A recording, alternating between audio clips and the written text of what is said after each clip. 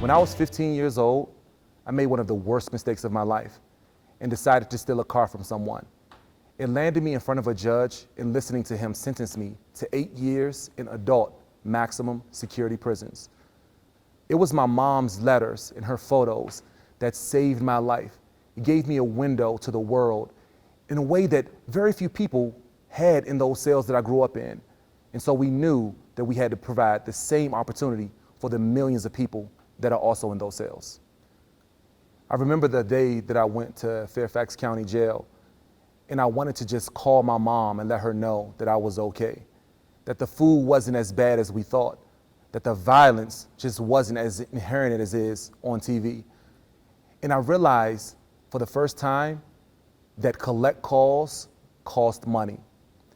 It was those phone calls that forced my mom to tell me that I couldn't call multiple times a day, that I couldn't emote with her, that I couldn't listen to her tell me that she loved me over and over again, because those words would cost her $17.85 every time she said them.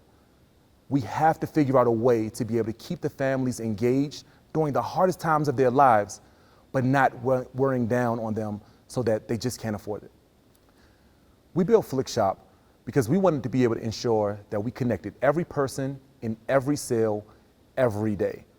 Families are completely being broken up simply because they don't have the time to write a letter, print a photo from their phone, make a store run to the store to buy a box of envelopes, and go buy some postage.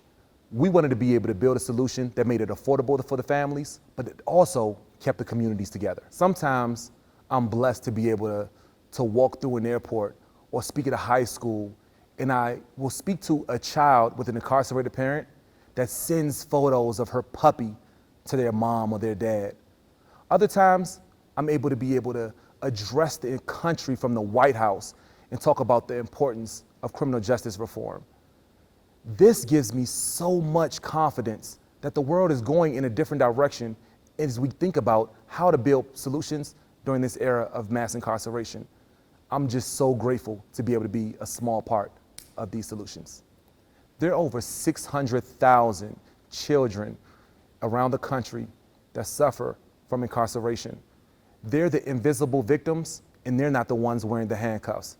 They're the ones with the mother, the dad that's sitting in those cells. I want you today to visit us at flickshopangels.com and become an angel, allowing for children with an incarcerated parent to stay in contact with their loved ones at zero cost to them. Incarceration is a bear on families around the country, but you have the opportunity to be able to help out in a major, major way. Thank you guys already for becoming a Flickshop Angel.